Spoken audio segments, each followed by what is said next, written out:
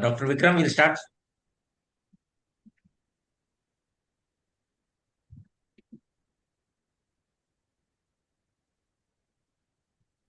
Yes, sir. I will just message Dilip.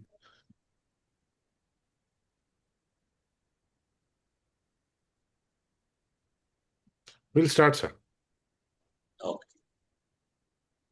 A very good evening to one and all. I heartily welcome all the members of API, ICP and Indian Stroke Association and other various organization delegates who have joined on this occasion of World Thrombectomy Day celebration on 15th May. I welcome our senior most guest of honor, Dr. P.S. Shankar, Professor Emeritus, RGHS Bangalore and Distinguished Professor, KBN University. I welcome our today's chief guest, Dr. G. Narsimlu, President National API, who will be joining shortly. From Hyderabad, a senior rheumatologist of the country, a great academician, researcher, teacher par excellence, with many publications both at national and international levels, who has taken API to a higher heights. I welcome our other guest of honor, Dr. Girish Mathur, Dean ICP, physician from Kota, who will also be joining shortly. I welcome our other guest of honor, Dr. Muruganathan, Director PRF. I welcome Dr. Vikram Hude, our own faculty and President Indian Stroke Association, who is taking ISA to every corner of the country, making aware how important is thrombolysis and thrombectomy in preventing brain stroke. Welcome today's Chief Moderator, Professor P.C. Manoria, Chief Cardiologist from Bhopal, past President of CSI AP India, a great academician, teacher of teachers. He never said no to any of our earlier invite that speaks about his dedication to teaching and training the young physicians. I welcome our today's panelist, Dr. Padma Srivastav, former professor and HOD Department of Neurosciences, All India Institute of Medical Science, Delhi. A great teacher, received many awards and fellowships with many publications both nationally and internationally. Welcome other panelists, Dr. Sripal Shah, Clinical Lead and Head Department of Neurology, Sahyadri Super Specialty Hospital from Nasik and Executive Member of Indian Stroke Association. I welcome our dynamic speakers, Dr. Arvind Sharma, Secretary ISA and HOD of Neurology and Stroke Specialist, Zydus Hospital, Ahmedabad, who has received many awards with many publications to his credit. I welcome our other international speaker, Dr. Dilip Yavgal, Founder Chair and Global Chair Emeritus Mission Thrombectomy, Miami from USA. I welcome our own organizing team headed by Dr. B. Ramesh, API Karnataka chapter, Dr. Malingappa, past chairman, Dr. Ravi Kirti, President National API, Chairman-elect API, Dr. Srinivas Murthy, Dr. Suresh Agra and others. I welcome all delegates who have joined from all over the country making a national event which COVID-19 has taught a new normal life. Let us not waste time by reading their CV profile. Let us hear and learn from them. Lastly, I welcome one and all. Now we have a formal virtual inauguration.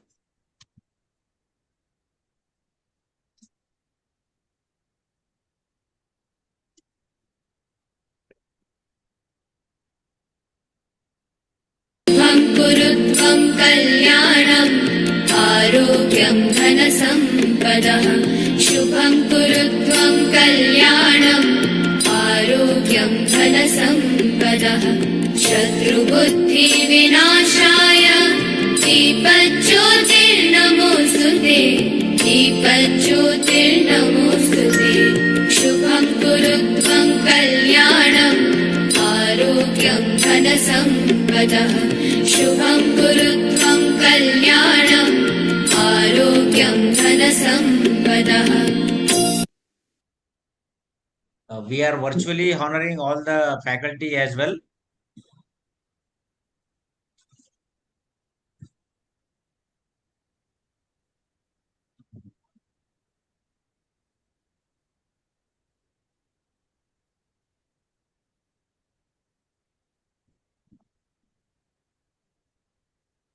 Now I request Dr. P.S. Shankar for introductory remarks. Dear colleagues and friends, we have assembled here today to participate in the global initiative focusing on raising awareness about mechanical thrombectomy, a critical, minimally invasive treatment that removes the blood clots from the brain to treat severe strokes. It has shown to be extremely effective standard of care procedure for large vessel occlusions or strokes caused by the blockage in the brain. This intervention can prevent and in many instances reverse the terrible effects of this type of stroke in over 60% of patients if done by a specialist within 6 to 24 hours of stroke symptoms. And it is very unfortunate, as of today, less than 3% of stroke victims across the globe have access to this life-saving procedure. World Stroke Thrombectomy Day was established in 2021 by the support of the Mission Thrombectomy Campaign to bring awareness to the benefits of the stroke treatment intervention.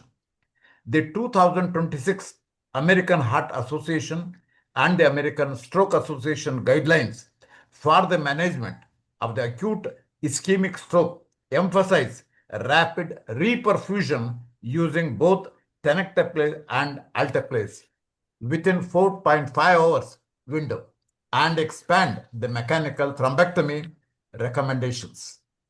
Tenecteplase is now formally recommended as an acceptable alternative to the alteplase for the IV thrombolysis, with studies showing non-inferiority. Tenecteplase is favored for its single bolus administration, simplifying the emergency care. There can be an expanded thrombolysis treatment window beyond 4.5 hours for the selected patients utilizing the advanced imaging criteria such as diffusion-weighted imaging or perfusion mismatch.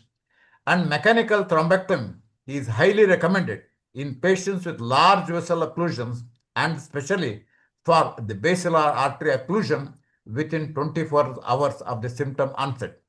During the management of the intensive glucose control is no longer recommended due to the higher risk of the severe hypoglycemia. Similarly, aggressive blood pressure lowering below 140 millimeters of mercury systolic following the embolectomy is discouraged as it may turn out to be harmful. The guidelines published in Stroke in January 2026 aim to optimize the functional outcomes and disability, emphasizing the principle of time is brain. All anticoagulation should be initiated within 7 days maximum, regardless of severity. The risk of acute recurrent ischemic events is highest before the anticoagulation compared to chronic recurrence after anticoagulation. For the patients receiving IV thrombolysis or mechanical thrombectomy, the 2026 guidelines emphasize that reperfusion therapy does not increase early recurrent strokes risk. There should not be delay in anticoagulation beyond the standard 1, 2, 3, 4 day rule after reperfusion therapy. One has to ensure no hemorrhagic transformation on follow-up imaging before initiating anticoagulation. And we have assembled here to listen on endovascular revolution and acute stroke care. My good friends are here. Dr. Manoria is here, Muruganathan, Girish Mathur, our Narsimulu, and other friends of mine. I wish the program all success. Thank you very much. Thank you, sir. Thank you for sparing your valuable time and for the introductory remarks. Now I request Dr. Narsimlu sir, President API, for your address.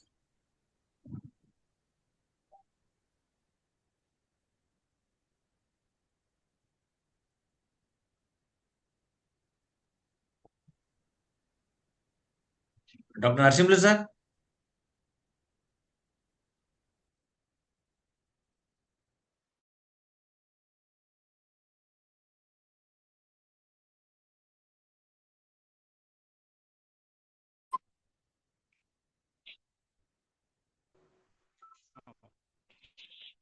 Are you able to hear me, Sangram? Yes, sir. Yes, sir. Please go ahead. My respected teacher, Dr. P.S. Shankar, Dr. Sangram, and Dr. Muganathan, all of them are friends. The medicine is so fast evolving, is so metamorphosis since my student days. Usually changes occur in one's lifetime once or twice. Now, 10 times metamorphosis of concept of the medicine, understanding, diagnosis, therapy. So fast changing. The thrombectomy is a new concept where early detection of stroke and thrombectomy followed by anticoagulation and early anticoagulation and saving a lot of the brain tissue makes lot of difference. See, especially in ischemic strokes. The delay which occurs or causes infarct or hemorrhagic infarct is a lifetime disabling issue. So early thrombectomy is very essential and facility available and getting MRA, MRI and intervention neurologist are very important. Now there is a different course, DM intervention radiology. After MD radiology, they do DM neuroradiology. They're very expert in this thrombectomy of the cerebral strokes. But early intervention very important. So awareness among the physicians, neurophysicians, general practitioners very important for this procedure. I compliment Dr. Sangram. He is a very hard working, honest soldier of API and working so hard in Gulbarga API and is now governing body member and is very committed soldier of API. I'm proud of him and whatever response he has given so wonderfully and enthusiastically, meticulously carried on. And this meeting of thrombectomy in a cerebral stroke so important. Even though we are doing thrombectomy in peripheral disease way back in 90s, we have named the first vascular surgery department. And later this concept in intervention in cardiology, pulmonary embolism, cerebral stroke has evolved.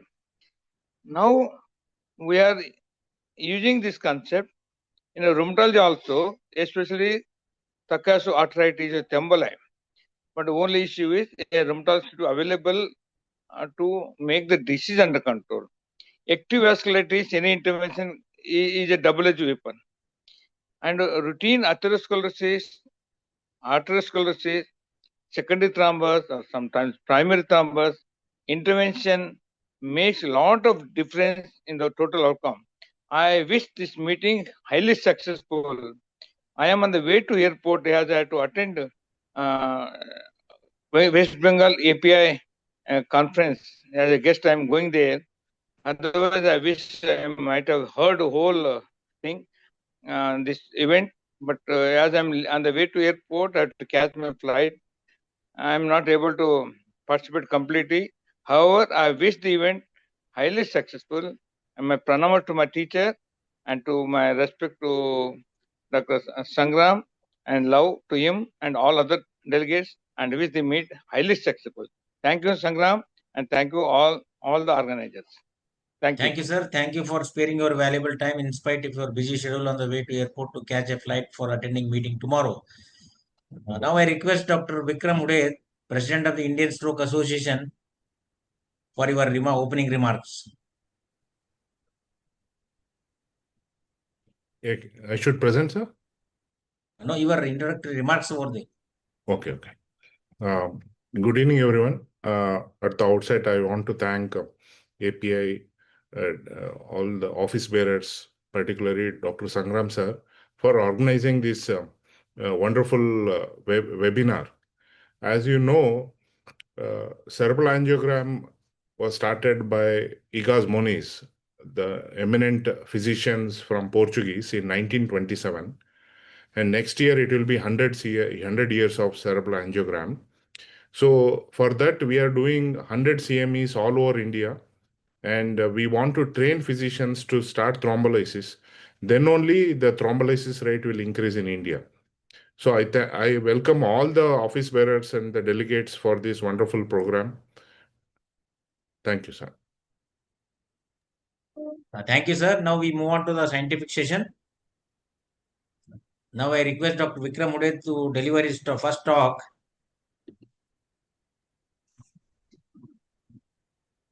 You can see my slides, sir? Yeah.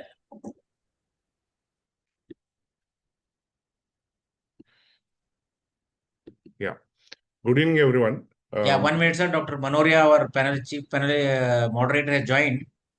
Dr. Manoria, sir.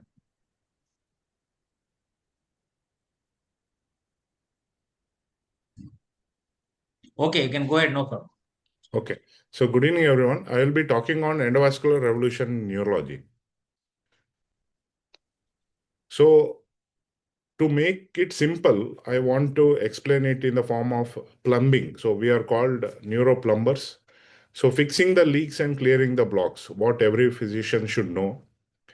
So as you all know that the brain can't be transplanted and their brain cells won't regenerate. So it is important that we need to save the brain. That is an initiative we are doing since this year. So that brain stroke is a preventable condition and a treatable condition. And second thing is centenary celebration, a tribute to Igas Muniz, a physician and a neurologist who started this cerebral angiogram in 1927. So he is a Portuguese physician and neurologist. In 1927, he did the cerebral angiogram, and a tribute to his, we are doing 100 CMEs all over India to train physicians. So this is the first angiogram picture, and there are stamps and coins in his name and even currency notes. So how the stroke evolved? Earlier, there was no treatment except aspirin. Then came the CT scan. Actually, CT scan was developed by an engineer, Hounsfield, in 1972. After that, we were able to differentiate ischemic stroke and hemorrhagic stroke. And this is how the field evolved. Then came the MRI. So it is interesting to know that MRI again was developed by a physician. He performed the full body scan to diagnose cancer in 1977. So the physicians are very intelligent and smart, and they know the problems of the patient and they try to solve. Okay, so then came the TPA, or recently tenecteplase. So this is there since 1994, more than 25 years now. Hardly less than 5% of thrombolysis are happening in India, according to the recent ICMR study. And then came the endovascular treatment. Endovascular treatment, initially we were using intraarterial chemical thrombolysis. Then came the Mercy device. Then came the Penumbra, which was an aspiration device. This was developed by Arani Bose. He is an intervention neurologist in US. He gave the idea and he developed this device, aspiration pump. Now also it is there. It is like a mini vacuum cleaner. And then we jumped into landmark thrombectomy using a stent retriever. Okay, so why we are creating awareness? As you know, brain stroke is the second leading cause of death in the world, and 1 in 4 people will have stroke in their lifetime, according to World Stroke Organization.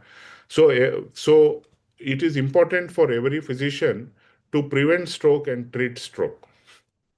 So what is plumbing model? What a plumber does, if there is a block in the pipe, he clears it. That is thrombectomy, acute blockage.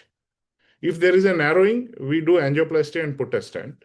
And if there is a leak, we plaster it either with a coil or with a glue or embolic agents.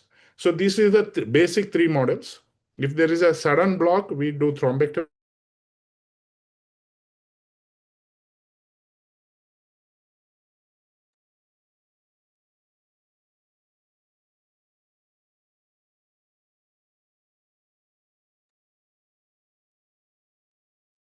Dr. Vikram, we are not able to hear you.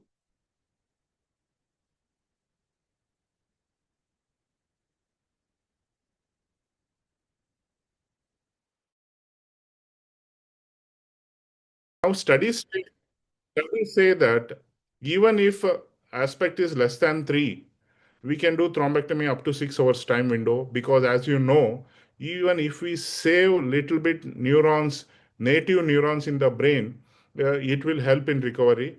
The recovery in, if poor aspect patient is less, around 15 to 30%, depending on what is the aspect. Even in basilar occlusion, the window has been extended up to 24 hours time window. So the referring physician's critical role, you need to recognize the symptoms that it is because of the stroke. You need to refer immediately.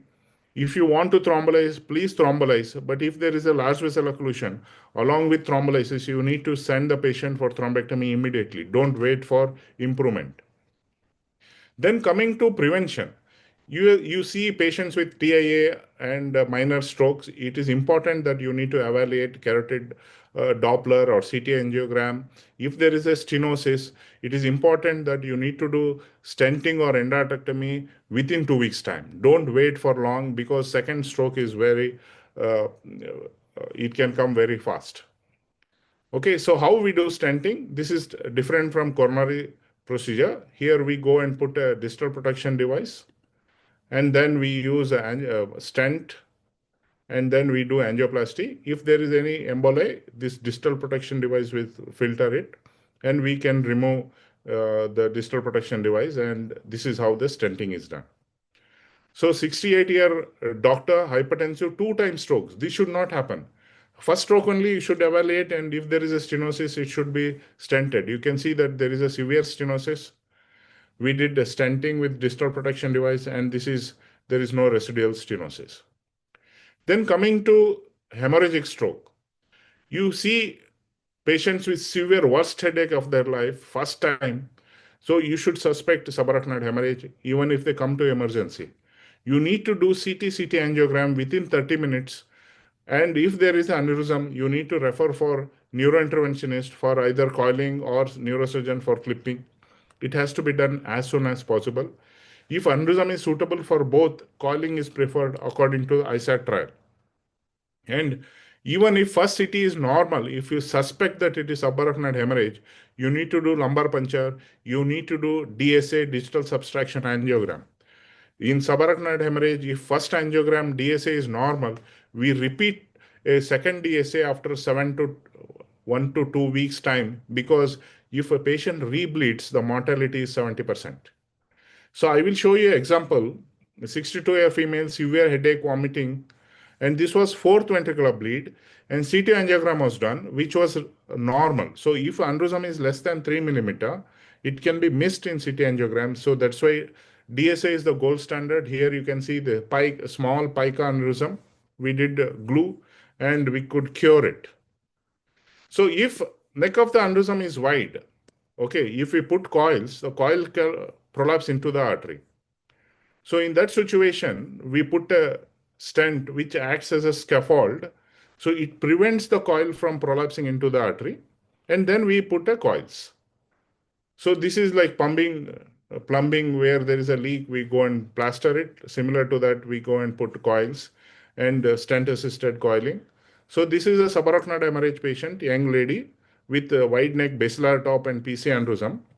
So here we did Y stent assisted coiling. One stent from the right PCA into the basilar, second stent from the left PCA into the basilar, and we did the coiling. So these are all things possible. So coming to the plumbing model, if water pipe is weak, what you do? We replace the pipe. So in the brain, when the aneurysm forms, it is because the pipe is weak. That's why it bulges. So this aneurysm, it has bulged because this area, it is weak. So here we can do coiling or clipping, but long-term results are not good. In around 20% of patients in this area, it can recanalize. So what we do is we do this flow diverter. Flow diverter is we put a flow diverter stent, in this case pipeline, which is a stent across the neck of the aneurysm. And then blood will flow through this stent, and less blood will go across into the aneurysm. Slowly clot will form, and the aneurysm will shrink in 1 year time around 95% of patients. So this is again second revolution in endovascular treatment. First is thrombectomy, second is flow diverter. Now most of the patients we use a flow diverter.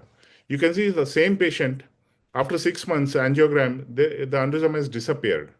So you can't make out where was the aneurysm. So this is the reference. The aneurysm was here and now it has disappeared and it can never come back. Okay, so what to do for bifurcation aneurysms? If the aneurysm there is bifurcation, we put intrasaccular device. This is intrasaccular flow disruptors, contour or web. This was the first case we did in Asia of a contour device. And this is the outcome. You can see beautifully it has healed and this aneurysm will never come back. So coming to intracerebral hemorrhage, it is important that a physician should evaluate an intracerebral hemorrhage.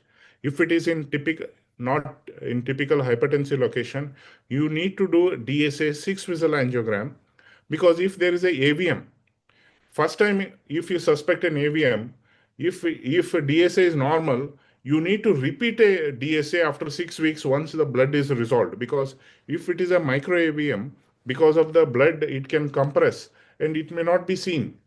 So because if second bleed happens, it is a disabling thing and patient can die also.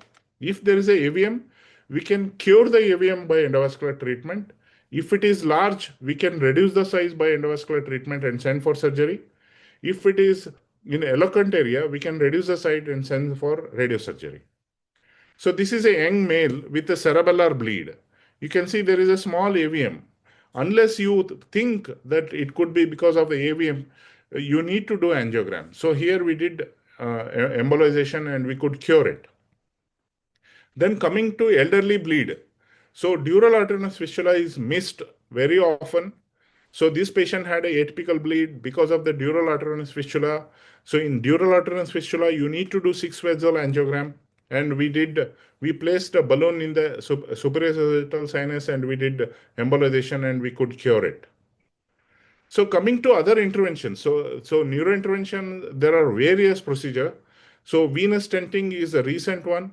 If you have a idiopathic intracranial hypertension patient refractory to medical treatment, and if you evaluate if there is a venous stenosis, we go and put a stent. This is a stent, and there is no residual stenosis, and these patients will be off Diamox.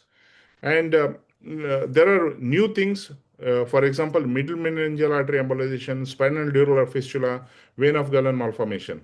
So this is the recent development. If there is a chronic subdural hemorrhage, we can do middle meningeal arteries embolization either pre-surgery or post-surgery.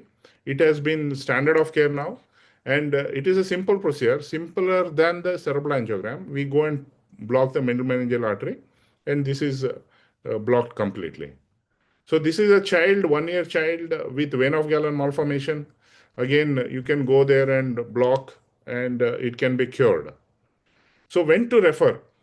So if you have a stroke patient within 24 hours time window, if NHS is 6 or more, and if there is a large vessel occlusion, these patients should be given option of mechanical thrombectomy and it should be done.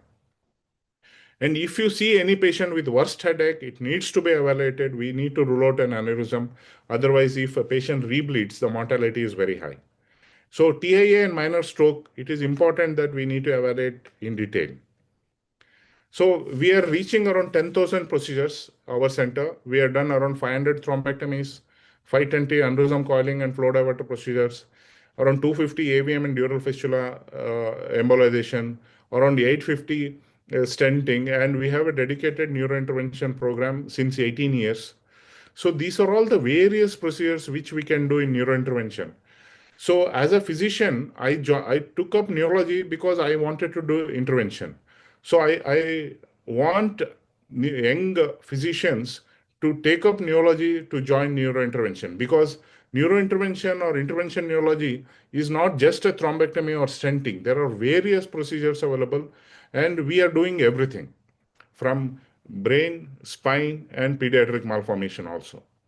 So this is a fellowship in neurovascular intervention recognized by DNB.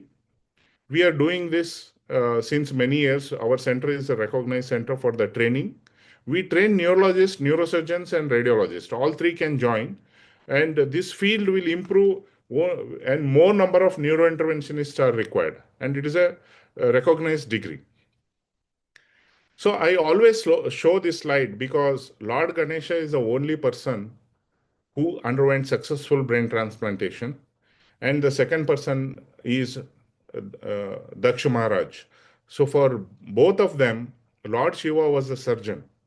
So we can't have access with Lord Shiva. So as human beings, it is important that we need to save the brain. So the brain cannot be replaced, but it can be saved if we act in time. So I request, after the CREST-2 trial, I request all the physicians, if a person has got high risk, when we do health checkup, we do evaluation below the neck. We forget the brain. So now you can do carotid Doppler officially because CREST-2 result has come positive. If there is a stenosis, you can put the patient on antiplatelet. If a patient has got family history of brain aneurysms, you can do MR angiogram, neck and intracranial vessels. And if there is an aneurysm found, we can put a flow diverter. So majority of patients in Europe, when they treat endovascularly the aneurysms, it is unruptured. Unfortunately, in India, majority of aneurysms, when we treat, it is ruptured. So it is important that we need to catch the patient early. So every physician is the first line of defense. They need to recognize acute stroke, both ischemic and hemorrhagic. You need to refer immediately. If you want to thrombolize, please thrombolize. And if it is a large vessel occlusion, you need to shift the patient for thrombectomy immediately. Thank you.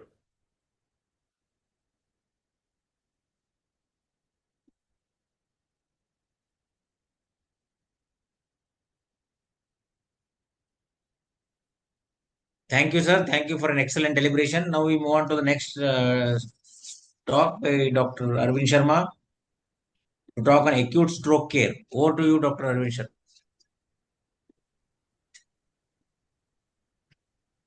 Sharma. Thank you. Can you see my slides?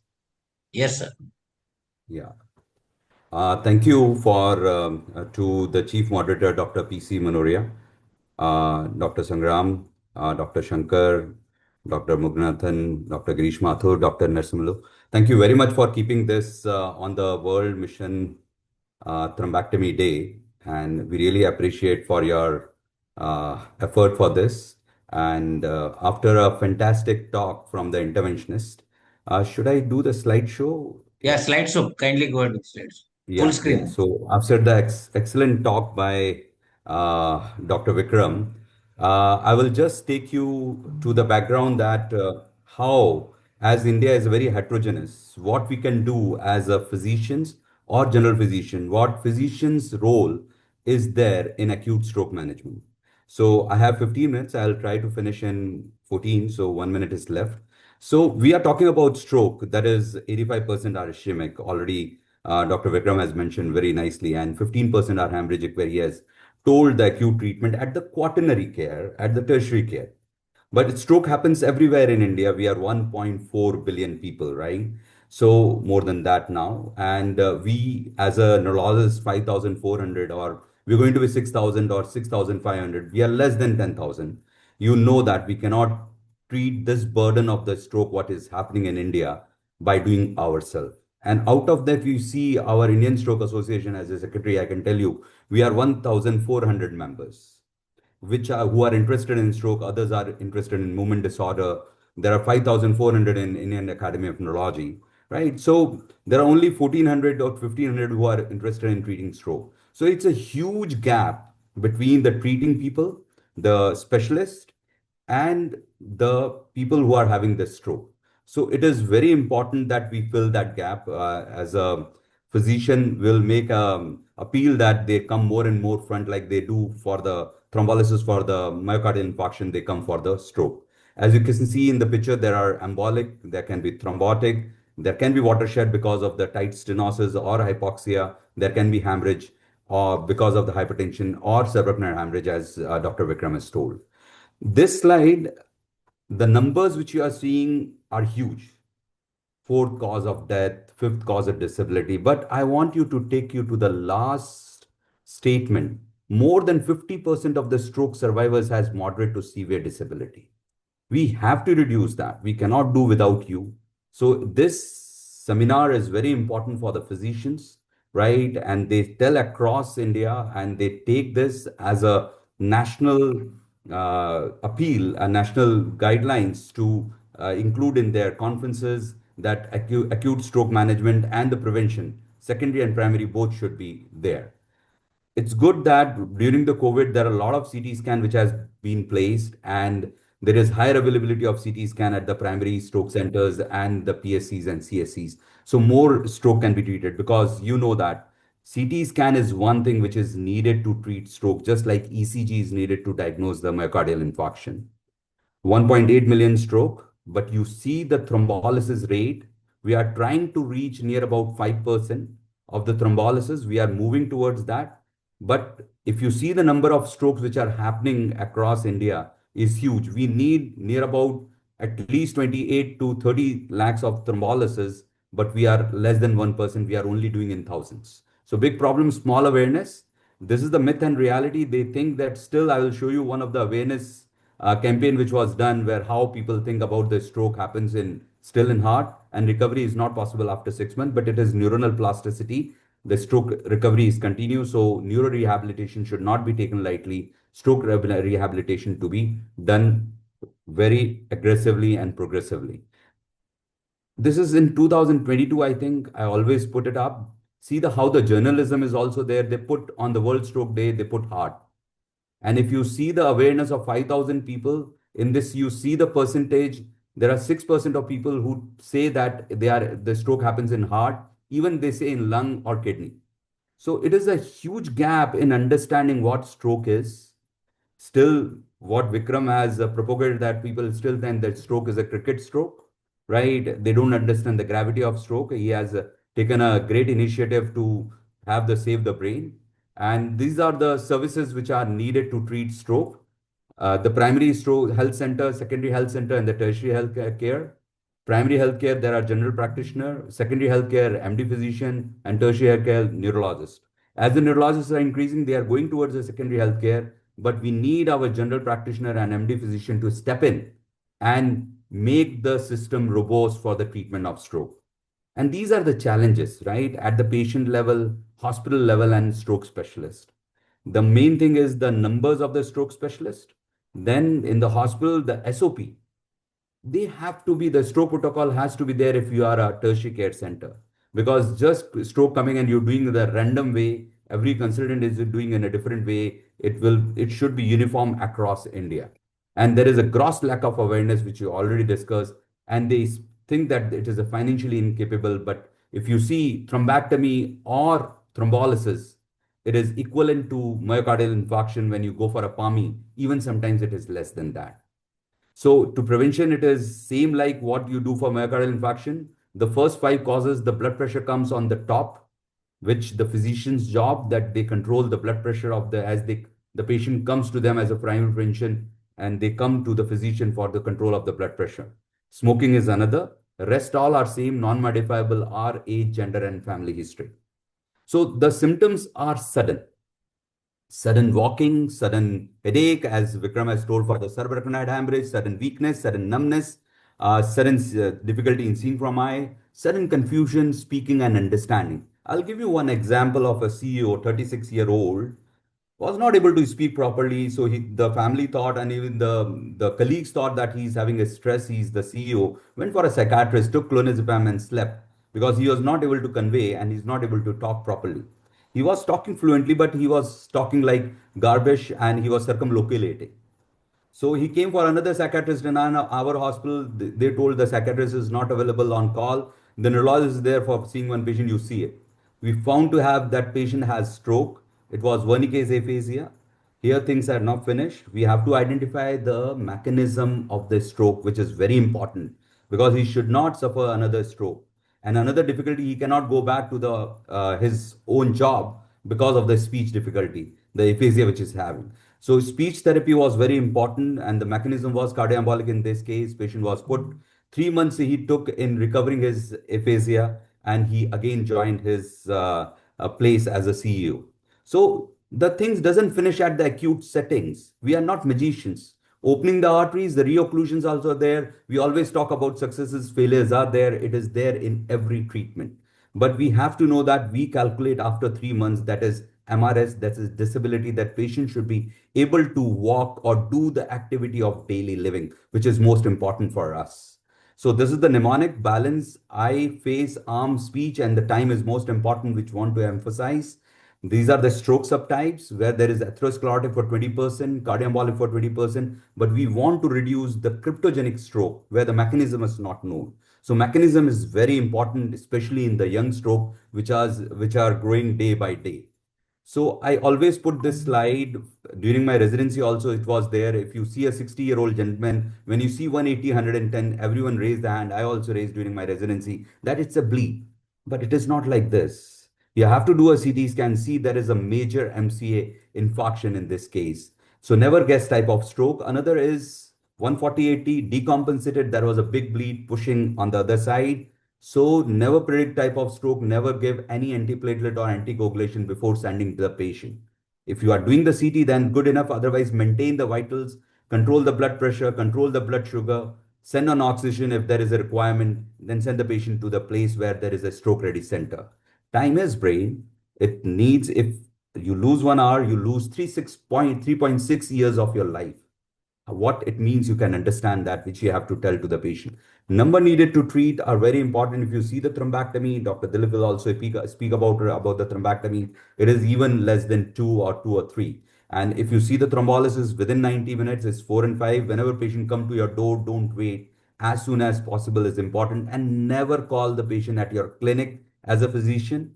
Never call a patient to a CT scan or MRI, send the patient straight to the stroke ready center, which is important. Evaluation scale, every hospital have their own. This is our hospital scale where 4 parameters there. Fifth is very important, that is blood sugar. Hypoglycemia is the biggest mimic for the stroke, which we should know, and we should do it. Even you are sending the patient and patient is with you, do the blood sugar, correct it and send it.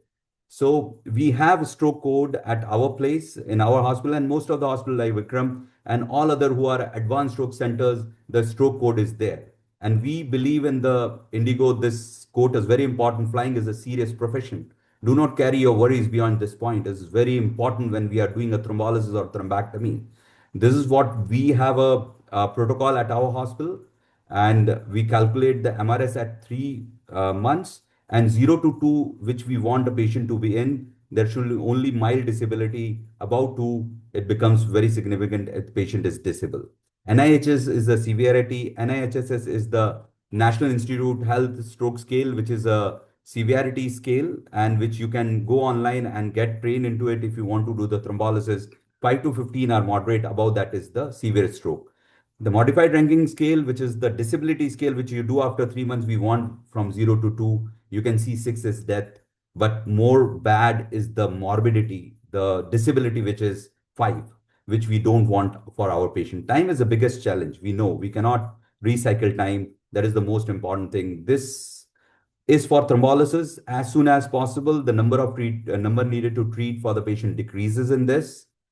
And this is for the physicians. If you ask your patient, they don't recognize symptoms, you'll be knowing that there is a denial. They think nothing can be done. They worry about the cost. I will tell you about thrombolysis in 2009 and 10 when I came back from Canada. How much was the rate? I will show you one case. I think symptoms will disappear and fear about the hospital. A word about the mini stroke. It is like an unstable angina of the cardiac. It is very important because there is a 17% of that TIA to convert into stroke. And we are very positive people, and people are very positive. Some numbness, tingling, and one hand weakness improve in seconds. They think it's okay, we are very lucky. No, it is not like this. You have to act like a plumber. We are plumbers as a stroke neurologist. We want to know the vessels. As Dr. Vikram has told, we are more thinking about below the neck, it is about the chest. We have to think of the neck and hair above. We need to investigate this case and know even if it is cardioembolic. So mechanism of stroke. So we call TIA as transient ischemic attack. It is take immediate action, which is very, very important. And it is a team effort. It is not an individual thing. We are not magicians. We need an infrastructure to do this thing. And it is a team effort which makes things possible. Even the ICU complications, swallowing test, which are very important in treating the stroke, you have a definite pathway to treat them in the form of CT scan, early assessment, nursing, early mobilization, prevention of complications, then treating the other parameters like fever. They are all, if you do a good thrombectomy also, and if you don't care of these things, the patient will not have a good outcome. Remember that. So early assessment is needed for the mobilization. So this is for the diagnosis. This is all together, which has already been said that up to 24 hours you can do the thrombectomy, and up to 9 hours you can do the thrombolysis. So this is the protocol we follow at our place as a stroke protocol, where We have up to 4.5 hours and up to 24 hours how the code stroke, code white is sent, and there is a speed dial for that. If you have seen this movie, it's good. If you have not, please go and see that. It is boring to do every procedure again and again in the similar manner, but that makes you perfect. So never, it is a passion that when you treat stroke, you do it those things again and again in the form of SOP, and F1 movie shows you in that manner. There are two drugs which are at present eligible for the thrombolysis. One is alteplase and another is tenecteplase. Tenecteplase is bolus, and the retiplase, which is coming now in a big manner. The trials are going on. There may be another drug in the pipeline which will be there. More are the merrier for treating the stroke. This is the case I want to talk, and then I will stop. I think if my time is going to be there, I will request Dr. Sangram to just interrupt me 1 minute before when my time is going to be there. So this is the case, 68-year-old gentleman, profession-wise, he's an orthopedic surgeon. He knows his symptoms. He was 0 by 5. You know, at 2 a.m. to 3 a.m., everything is sluggish in the emergency. But what was benefiting for us? He was a doctor and he pre-notified us. That pre-notification is very important. So he came, the CT scan was done, CT was showing absolutely normal. That is why aspect is 10. If every hypodensity reduce 1 point from the aspect, it becomes bad CT and it is difficult to thrombolize. And because he informed us, radiologist was there was an ulcerative plaque in the neck. This was 2010-11, 2 o'clock, 2:55, 25 door to needle. Now people are thrombolizing less than 9 minutes, and onset to needle 55 minutes. He went with 1,08,000 in 3 to 4 days back home with only pronator drift. He was 0 by 5. That is the power of pre-notification when a patient is coming to a stroke ready center. Everyone is ready. So this is the protocol. Time is brain, time lost is brain lost. You have to rush to a CT scan. These are the thrombolysis rate in 1995 when drug was approved. 2005 it was approved in India. Till 2022, 1,000 center which are ready. We are only thrombolizing 12,000. We have to thrombolize in lakhs. Huge gap which need to be filled. There are many states still to open for the thrombolysis. They have not done it. There is a huge in Maharashtra, but not in other many states it is done. So tenecteplase was approved. That wise, the thrombolysis improved from 15,000 to 27,000. Thrombectomy has already been discussed, the numbers. So if you as a physician are interested to accredit your center, Indian Stroke Association has given a provision with Quality and Accreditation Institute to authorize your center as a primary stroke center where you can do the thrombolysis. So you can go to this site or go to Indian Stroke Association website and you can apply for this. The PDF is available. If you want, we can send you the PDF for applying for primary stroke center where you can do the thrombolysis. These are the various accredited centers. Benefit of accreditation is a lot because you do in a proper fashion, in a systematic fashion. It has a huge importance and you have a visibility of your hospital that you are doing it. So these are the accreditation standards by the physicians, by neurologists, driven by the clinician for the clinical excellence in the stroke care. I'll not go on the telestroke. I'll not go into that. I will directly go in the end. 4 hours for the stroke care, right time, right place, right imaging, and the right drug or right procedure, right needle, that is door to puncture time. The conclusion, time is a big factor, but understand even the Canada, US, they have a percentage of up to 20% where the stroke centers are there and they are also doing 8.5%. If we reach more than 5%, we will do very great. And that is what the need of the hour is, and we'll request our physician to take a step forward and become aggressive in treating the stroke. I thank you, all of you, to have a patient listening. Time is brain, time lost is a brain lost, and stroke need not necessarily disable, stroke need not necessarily kill. And you all come up with us, with our president, Dr. Vikram Uday, to create awareness on the World Stroke Day, 29th October. We'll plan the programs and we'll let you know. Thank you very much.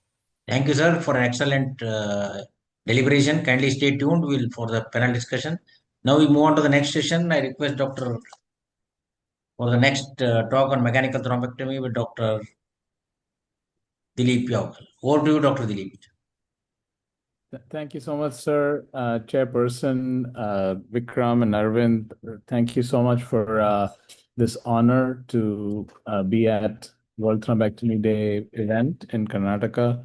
I I'm really honored to be here with all of you. And I'm following two heavy hitters or opening batsmen with a task that's actually easy because of the stage they've set. I'm going to really try to finish in 10 to 12 minutes in the interest of time and talk about mechanical thrombectomy and access to it, World Thrombectomy Day 2026. World Thrombectomy Day was launched in 2021. I had the great privilege, it's really one of the greatest honors of my professional career that as a global chair of Mission Thrombectomy with partners and friends like Vikram and Arvind and many people throughout the world and in the US launched this day. And it has been, highlighted and followed by India and many countries regularly since then. And the reason we have this day is we want to all fight this curse almost that we have of stroke. Most importantly, it's a long neglected pandemic. And while all of us know that pandemics strictly are infectious disease, but the reality is that this is a worldwide disease affecting almost 137 lakh people per year throughout the world, 95 lakh of which are ischemic stroke, which is, as the previous speakers have said, the most common type where there is an embolic occlusion or atherothrombotic occlusion.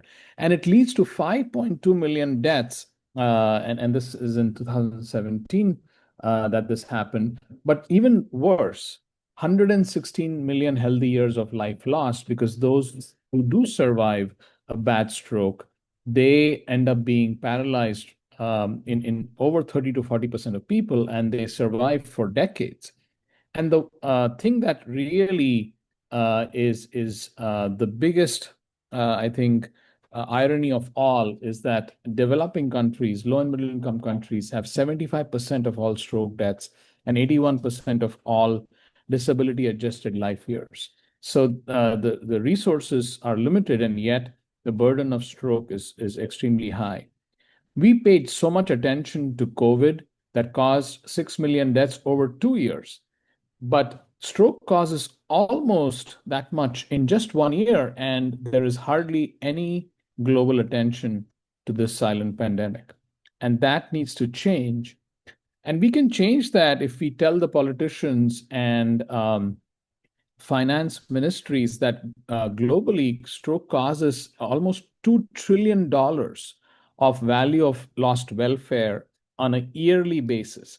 We did this analysis with a talented group of health cost effectiveness researchers at Harvard, and it was shocking to all of us that this is 1.6% of global GDP that's affected due to stroke globally. In India, and I'm sorry that these are older numbers, but to me, these are the most glaring numbers. In 2005, $8.7 billion were lost in India to coronary heart disease, stroke, and diabetes. And these were expected to increase even more 11 years ago to 54 billion. And the the GDP that was going to be affected by cardiovascular and stroke was 1% of India's GDP. And the WHO estimated that India would lose $237 billion from a loss of productivity because cardiovascular diseases, including stroke, affect people in the prime of their life, in their 50s.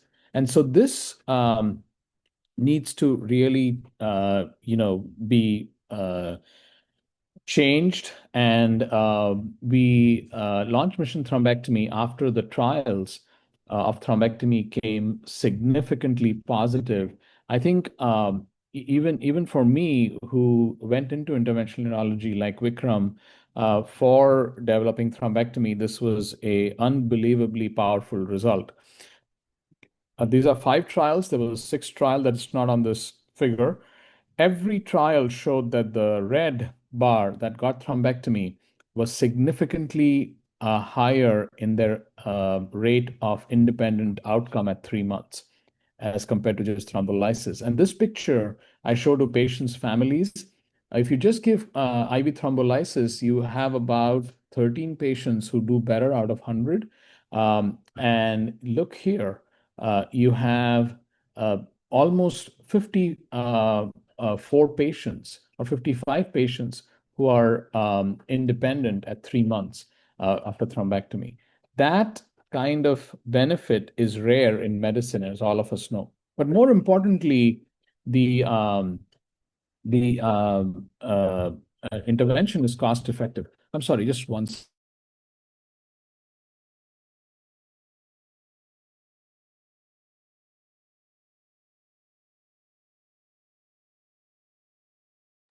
My apologies. Not only is the treatment benefit very powerful, but it's highly cost effective. This study from Saudi Arabia showed that cost savings of $602 million was achieved with upfront investment into reperfusion therapy, including thrombectomy, because the upfront cost is mitigated by all the savings that come downstream. And the issue, though, is that access to thrombectomy is very challenging. Dr. Sharma just talked about it, Dr. Hudaid talked about it, because it's a triple challenge: unpredictability of occurrence, poor recognition, and time-sensitive outcome. Even in the US, 1 out of 3 patients called a family doctor first, and probably at a higher rate in India. And even with all the resources, only 56% of patients had 60-minute ground access. That's actually now about 70 to 80% have it. But even in 2018, 20 more thrombectomy centers were needed per state in the US, and US has 50 states, to get about 70% of population within an hour to a thrombectomy center. And so this triple challenge is the reason that we as a community need to get proactive and organized in overcoming these challenges with a system of care, with a thrombectomy system of care. So again, unpredictability with any emergency, but with trauma, you see the trauma and everybody is ready to act. But the recognition is so poor in stroke, it's painless. And we know that if the thrombolysis and thrombectomy are not done within the 4.5 and 24 hours, the outcomes are not great at all. And so in India, we plotted the time it takes to get a patient to a thrombectomy center. You can see the average patient needs anywhere from, so you can look here. Most of the country is in orange and red. So 4 to 6 hours is majority of the country, but many areas are more than 10 hours. And this really is not acceptable for a country like India that is, so advanced otherwise with doctors and medicine. And my friend Dr. Sharma specializes in treatment access. He's not a doctor, but he's a PhD. And it is well known that new treatments without proactive efforts can take 3 to 4 decades to reach people. So it's not surprising that that a new treatment like thrombectomy has poor access. And this 3 to 4 decades curve needs to be shifted to the left so that within 10 years, we can get access to at least 50% of patients with proactive efforts. It is with this intention and this motivation that I had the privilege of founding Mission Thrombectomy with SVIN, and the SVIN board agreed with the idea that we can join together with our peers throughout the world to increase access to thrombectomy. And currently, Dr. Fawaz Al-Mufti is the global chair. I'm global chair emeritus, but we have 20 other stroke and interventional neurologists who work with regional committees, such as the one headed by Dr. Hudaid in India, Dr. Arvind Sharma in the west of India. And we work with 105 regional committees throughout the world to increase access to thrombectomy.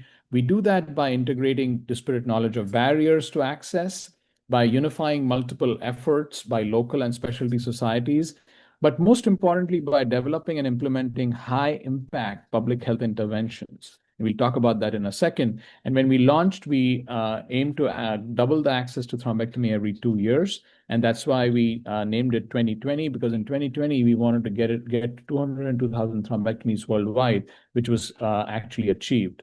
And each regional committee has an action plan that uses public health interventions like dissemination of the white paper, which we'll talk about. We track thrombectomies, we do regional surveys, and every regional committee develops two to three public health interventions every year to implement in their region. And then, as India has done so brilliantly, implement stroke certification. Despite all these efforts, as of 2020, we calculated with a paper that we published in Circulation that the overall access rate globally to thrombectomy was only 2.79%, less than 3% access to a life-saving, brain-saving therapy. And in the low and middle income countries was less than 0.5%, a really shockingly low number. And you can see India in 2020 was calculated to have 1.8% access, which is extremely low to thrombectomy. And this is, again, by country income level. And so strategies that target economic, political, and community factors have been proven to be very effective in increasing access to health and healthcare. And the science of treatment access, which again, my friend Dr. Arun Sharma, is an expert at, and I learned from him, can help us to bring access to a new treatment. We have to work on information and diagnostic access pillar, where we make the information about LVO and its triage known to other doctors, nurses, EMTs. We have to increase physical access, meaning thrombectomy centers, workforce, and devices. And then financial access, where this treatment is reimbursed and paid for so that it can be sustained. And the letters are very useful. Dr. Sharma talked about 4 R's. And you can talk about 8 Ds of stroke survival: rapid detection of stroke, rapid dispatch of ambulance, rapid delivery of the patient by the ambulance to the right stroke center, rapid evaluation in the door, meaning rapid evaluation in the ED, data, rapid availability of CT and CTA and perfusion imaging results, and the 24/7 availability of teams to make a decision, widespread availability and reimbursement of drugs and devices. And then after the treatment is done, excellent care, post-operative care in the stroke unit and ICU. These are the levels in the US for a certification that that India has also has implemented. And the approach with public health interventions that Mission Thrombectomy takes is advocacy with the governments, with policymakers, to increase access to thrombectomy, to implement policies that increase access to thrombectomy, population education through social media and through regular media, and then technology like smartphones. And now even we have signed a MOU with a robotic company to develop and hopefully bring robotic thrombectomy remotely to patients. And so the network is a hub and spoke network throughout the world that we have in Mission Thrombectomy, and we are available on the net. And we have published a policy paper that has actually been translated into Kannada by Dr. Hudaid and his team. That is for policymakers, that talks about building stroke thrombectomy systems of care in your region, why and how. This has been released by Dr. Vinod Paul in 2022. Dr. Hudaid was there at the national level, and this was a big success to have this released, and with multiple efforts from the Indian Stroke Association, many other bodies, and hopefully the white paper, the Ayushman Bharat scheme tripled the reimbursement for thrombectomy. And so that has been great. The white paper has been translated, as I said, into Kannada and many other languages throughout the world, about 20 plus languages. And I have to share with you that I just came off the first Bengali white paper that was released by West Bengal just about an hour ago by Justice Gangopadhyay. And I was honored to be at the virtual release of that paper so that the new West Bengal government can be informed about thrombectomy and thrombectomy access. We work with the UN and WHO to increase access to thrombectomy throughout the world. And we launched a teleobservership so that early career thrombectomy operators don't have to travel to the US or Europe to get more experience. They can observe live procedures in a very seamless manner and ask questions with procedures that are going on in Europe and in the US and hopefully in Europe soon. I was also very privileged to lead the Indian trial called Grassroots to get approval of the first thrombectomy device in India that is being now commercially available at a reasonable cost. And again, this was the Indian team that made this possible, and this is now available with a efficacy that's equal to the U.S. devices and European devices. So it's a device that's now going to be manufactured in India within a few months and has been used in close to 70 to 80 patients in India now. So Indian device that's going to be made in India, approved in India with Indian experience is going to be a big factor along with the public health interventions in increasing access. And so the collaboration between US and India on mission thrombectomy is one of the most exciting things that I have been a part of. And the public awareness that India has done is exemplary. I'm not going to play the whole video. This was a Bharatnatyam video that was published to show beat fast. And I'm going to just play the first part. This is loss of balance. And then this is, I think, difficulty with vision. And so the efforts like these are very much needed to increase public awareness, and India has been doing a great job. So in summary, mechanical thrombectomy is a massively beneficial treatment that can reverse stroke disability in 50% or more of treated patients. However, access to thrombectomy is severely lacking in India and globally, despite the treatment having become standard of care 11 years ago in 2015. Policy and public health interventions with campaigns such as Mission Thrombectomy are needed to rapidly increase access to brain-saving, function-saving, and life-saving therapy throughout Karnataka and India, with no limitation by geography or financial status for the patient, because it's so highly effective and can prevent lifelong disability. Thank you so much for inviting me, and it's a real honor to be able to participate with your event. Thank you so much. Thank you, sir. It was an excellent deliberation. Now we hand over the mic to Dr. Professor Monoria, sir, for the panel discussion. Over to you, sir. Dr. Arvind Sharma, both acute myocardial infarction and stroke are atherothrombotic disorders. The awareness from myocardial infarction is great. Anybody getting chest pain, a major chunk, reports to the hospital and if found positive for AMI, gets a lytic therapy or angioplasty. But the same awareness is hardly there for stroke. So what is the main reason? Over the years also, we have not seen that there's a rapid escalation of the awareness. Thank you very much, Dr. PC Manoria. Thank you. That is a wonderful question. You know the answer, but you're still asking me. The way the chest pain is, and the way the government has took the initiative, and the way the physician has taken I feel there is something which is stopping the physician to treat stroke. There is some fear of hemorrhage.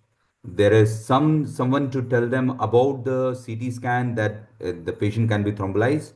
So the awareness from our side also, as we are taking the initiative from Indian Stroke Association, want to train more and more physician to treat it. So there are a lot of logistics which were having the gaps, but as the CT scan numbers are increasing, like ECG is available with everyone at their clinics, right? So that is what not the case for the CT scan. But the way we are progressing, I think that awareness will be more and more. And I think we need your help as a API to create that gap, fill This that gap. The second issue is lytic therapy is widely rather rampant across India. Physicians are doing angioplasty centers and endless progression. We have large number of centers. But what is the problem with the stroke units? Hardly any. If we look at across the India. Very true, sir. And the first step in that was we started the primary stroke center certification, where the accreditation, where the Tripur, one of the physician, there are across 6 centers, which are very negligible, but that is the step forward to get those center accredited, and we train them to do the thrombolysis. That is our job, and that is the job of the MD physician also. That once they have the CT scan, they know and the support is there to thrombolize this patient, and it will grow in numbers. What I feel. Dr. Shripal Shah, is he there? Yeah, Yeah, he's he's there. there, sir. He's there. Dr. Sripal. Dr. Shripal, Yes, sir. is a neurologist mandatory for setting a stroke unit in our country? Sir, not so. In primary healthcare centers through ISA program also, and with our past presidents, present presidents, we are trying to in develop in PHC also stroke unit centers where the physician is on the forefront to take care of such patients. It may not be possible for every small place to have a neurologist. So I think it's a more responsibility of a physician in such centers to develop such stroke units, sir. Dr. Hudet, sometimes we see a patient stroke developing during sleep. So when he is brought to the hospital, how do you decide the timing of onset of stroke? And what is your strategy for managing? How do you decide the time window? So time window, usually when the patient was last seen, that is one criteria we take. And we do MRI and see whether there is a diffusion flare mismatch. So, and as you know, now thrombectomy window is up to 24 hours. So, if a time patient slept is taken and up to 24 hours, we can do thrombectomy. Dr. Yagwal, besides the time window, are there any contraindications for this thrombectomy? Time window, of course, once it crosses, it will not be done. What are other contraindications for this? Kindly unmute, sir. Yeah. Thankfully, sir, the contraindications are only a few, including, severe dementia at baseline. If the patient is quite disabled due to other diseases at baseline. Apart from that, frankly, there are very few contraindications. One of the biggest contraindications in the past was if the stroke is larger in size, as we call large core strokes. But even those, even if the patient has a large core, the CT is looking a little, darker, they even benefit from thrombectomy. And so the contraindications, including, being on anticoagulants, even recent surgery is not a contraindication. So that's the best part about mechanical thrombectomy, is that it's eligible, that patients are so widely eligible. And so that's really something that makes it easier to offer it to patients. Dr. Arvind Sharma, the results of vertebrovascular stroke are same as the carotid, or there's difference? Sir, definitely the vertebrovascular, they don't present like bookish. They are, and as you know, sir, vertigo individually, also if you see, even they say 25%, we also seen that 10 to 15% turn out to be a posterior circulation stroke, isolated vertigo. So the identification of the posterior circulation stroke has to be done if it is only present as an isolated vertigo. But to open as it depends on the collaterals. Both anterior and posterior circulations are good, but the majority of strokes are anterior circulation. So we have more data for that. Posterior circulation, definitely sometimes it becomes difficult, but we have a time window also. As a mechanical thrombectomy, you can do, like Dr. Dilip will is the right person to answer, and Dr. Vikram. They have done up to 24 hours, even after that, for the posterior circulation stroke. Dr. Shah, which agent do you prefer, TPA or TNK? TPA for lysis. Sir, TNK is a better drug. Presently, all trials are for TNK, and even it is a class 1 indication as per AHA guidelines 2026. Plus, it is a office thrombolysis therapy where immediately you can give bolus in your OPDs also. So, faster action and ease of giving the drug. So, I think TNK wins over TPA. Dr. Vikram Huded, what is the most difficult thrombectomy case you had encountered? So You had a large experience. yes, sir. So main thing is tandem occlusions. So now and ICADs. In India, intracranial atherosclerotic disease is more common. So I think now we know that rescue angioplasty and stent needs to be done along with thrombectomy in those cases. Dr. Yukwal, are there any difference in the results? Somebody had a lytic therapy and then thrombectomy is done or direct thrombectomy is done. What is the difference? Yeah, so many trials have addressed this, Professor Manoria, called the bridging approach. And the data as of now is that, especially if the patient is getting transferred, right, from another location to the thrombectomy center, the bridging approach is superior, meaning that you give IV lytics and then do thrombectomy. The trials did not enroll separately. So, as an entire group, also, whether you directly present to a thrombectomy center or you get transferred, bridging therapy is superior. And there are trials called non-inferiority trials that showed that if you do only thrombectomy, that is not as good. So it's not non-inferior, as the trials call it, to the bridging. So offering the IV thrombolysis before thrombectomy, if the patient is within 4.5 hours, is the way to go. And it may be because the clot gets softened and comes out easier with thrombectomy if you give IV thrombolysis. Dr. Arvind Sharma, the problem sometimes we face with patients of atrial fibrillation.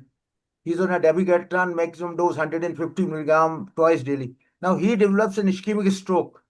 So what is your strategy? Is the stroke So, secondary to an embolic or is a carotid stroke? How do you decide the treatment? absolutely, sir. A very, very pertinent question and very important question. That patient on DOAC, even suffering a stroke. So we have to know the mechanism, but if it present in the window, you can just given the reversal agent to that and you can thrombolize that patient. And if it is a major vessel occlusion, no need of reversal, you can directly take the patient for the thrombectomy. And then you have to identify the mechanism of stroke. Did the patient need antiplatelet, or how the stroke has it is cardioembolic or not, or there is some carotid. So what caused that stroke is important. Dr. Vikram did. What are indications of surgery in ischemic stroke? Indication What type of surgery is recommended, if at all? surgical or endovascular. So you wanted open surgery, no, sir? Yeah. Okay, sir. So if there is a large stroke, there is a role of decompression, or if there is a carotid stenosis. Now, more and more of patients we do carotid stenting. So, but there are few indications where endarterectomy may be beneficial if it is a heavily calcified lesion, or if there is a thrombus, or if the artery is very tortuous. So, these are the three indications where we do carotid endarterectomy. The role of bypass, STMC bypass, is not that much now because we do intracranial stenting now. So in those situations like Moya Moya and where we can't do stenting, if it is a long segment stenosis, in those very few conditions, we do STMC bypass. Dr. Keval, what is the incidence of symptomatic ICH after lytic therapy in your experience?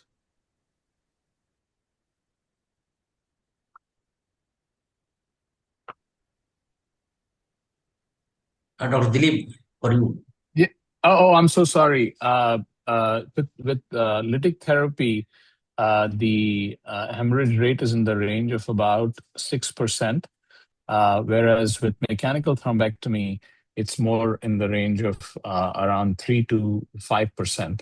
And if you do bridging therapy, uh, thankfully, it's still in the range of about 6%. So bridging, combining lytics and thrombectomy does not increase the risk of bleeding. Dr. Arvind Sharma, we have now new antiplatelet agents, ticagrelor, prasugrel. Is there any change in the antiplatelet strategy, or you use only aspirin, clopidogrel, or what is the current antiplatelet strategy for stroke? So very basic and very good question, because a lot of patients, they are on these antiplatelets. So basically, old is gold still. The aspirin and clopidogrel are there, but if there are many cardiac patients who are on aspirin and clopidogrel still suffer stroke, then you have to know about the clopidogrel resistance, and you have to check and you have to change to the another antiplatelet.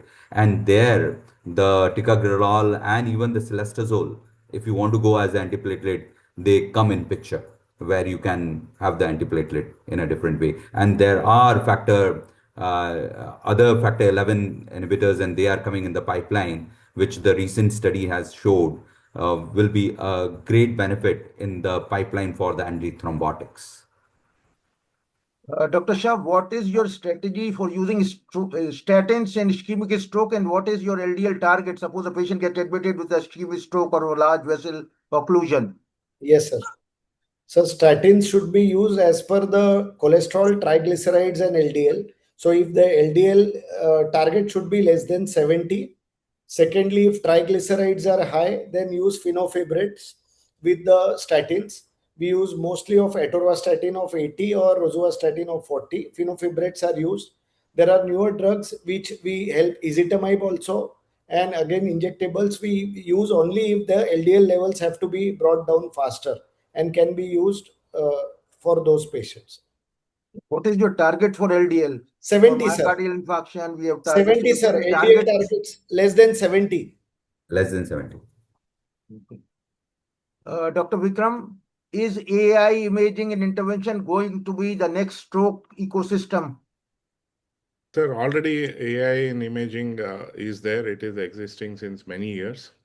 Many softwares are there. Rapid is the one which was developed by Stanford, and it is better than a radiologist. So, and the availability of neuroradiologists 24/7 is limited in India. I think so. In that way, it is FDA approved, and it is we are using it since many years. Dr. Yagul, are there any future innovations in the pipeline that could refine stroke care? Yes, sir. So many refinements at different levels are occurring, and if you start, with the field, there are now smartphone softwares that are making it easier for EMS, for ambulance workers, to identify a stroke in the field. There is also wearables or even the patient's own smartphone can detect a stroke. If you come to the hospital, the ER is able to detect a stroke much faster with some newer AI softwares. And I'm talking about things that are not approved yet, but they are very much on the horizon. The startups are already doing studies on these. And then in terms of the actual procedure, there is a lot of refinements. And I just got back from the European Stroke Conference, where we are seeing that adding GP2B3 inhibitors after thrombectomy intraarterially and giving intraarterial TPA or TNK can improve outcomes. then the access issue, where there is never going to be enough thrombectomy specialists on call all over the world to treat every patient. And robotic thrombectomy is really an exciting development, where as long as somebody can get groin access, the robot can remotely, with somebody who is far away from the patient, they could bring the catheter all the way up into the brain in a in an angio suite and do the thrombectomy. Again, not approved yet, but the proof of concept has been shown. And then I think lastly, the post-operative care is being refined. One of the biggest advances, sir, has been that we don't decrease blood pressure anymore after thrombectomy. We used to, but that has been shown by actually one of the Indian origin investigators, Dr. Eva Mistry, in University of Cincinnati, to be harmful. And so we let the blood pressure ride, as we call it, anywhere from 120 to 180, wherever the patient's blood pressure lands. And so post-operative care to improve outcomes are also advancing. Dr. Sangram, can we hand over to the audience for their comments or questions? Yeah, there are no much questions on the chat box, sir. We will conclude with one individual remarks from each of them, if there are no questions from your side. Anything to be commented from you, sir? One last takeaway message from all the speakers and the panelists, single or double line. Yeah. Dr. Arvind Sharma. Thank you. First of all, thank you very much to all the API for doing this program. And the message is very clear. Let us come together, as Dr. Manuria has said, to increase the thrombolysis rate in stroke. Dr. Shah. Dr. Shah. I think Sripal Shah is not. Is not there? Yes, sir. Yeah, Yes, yeah. sir. Sorry. One line or two line take home message. So stroke is preventable, treatable, and if you identify, go to the earliest to a stroke center, stroke ready center. Time is brain, tissue is brain. Thank you. Dr. Vikram. Sir, I request all the physicians, when you do annual checkup, that you should include the carotid Doppler, which is a simple test, so that people will know that brain is also important organ and it can't be transplanted. We need to save the brain. And if there is a family history of aneurysms, we can do MRI, which is without contrast and without radiation. So these are the two important steps. If we take, each doctor takes, then the people will realize that brain is an important organ. We know that brain stroke is a painless disorder. That's why they neglect it. And if we create awareness about symptoms to the relatives, it will be very helpful for the patients. Dr. Yagwal. I want to comment on the role of general medicine physicians. I did general medicine MD in KM Mumbai before moving to the US. And I think without the general medicine physicians in India becoming stroke experts, we are going to really not serve our patients well. I remember we all became, MI experts. We gave, even thrombolysis as general medicine physicians for heart attack patients, 30 years ago. And I think the demand, the burden is so high that without your cooperation of the community of general medicine physicians and triaging towards a thrombectomy center, if the patient is thrombectomy eligible, we cannot achieve our goals. So I really would request humbly that the community comes together with us by educating themselves on acute stroke treatment. Thank you. Yeah, your take home message to the audience. We had enough. Yeah. Brain is more important than the heart. Yeah. Pay more attention to it. Yes. So we conclude the session, sir. I thank all the speakers, Dr. Arvind Sharma, Dr. Yavdal Dilip, Dr. Shripal Shah, Dr. Vikram, and all the audience and all the other. Dr. Padma could not join because of some emergency. She was held up, and all the other faculty who have joined from all over the state and the country. I thank one and all for your active participation. Thank you, one and all. Good night. See you. Thank you so much. Good night. Bye-bye. We Right. enjoyed Lastly, the thank session. Professor Monoria Good for night. extremely moderating the session. Thank you, sir. Thank you. Thank Thank you, you. sir. Thank you, Thank you, Chairperson. everyone. Thank you, everyone. you. Bye-bye.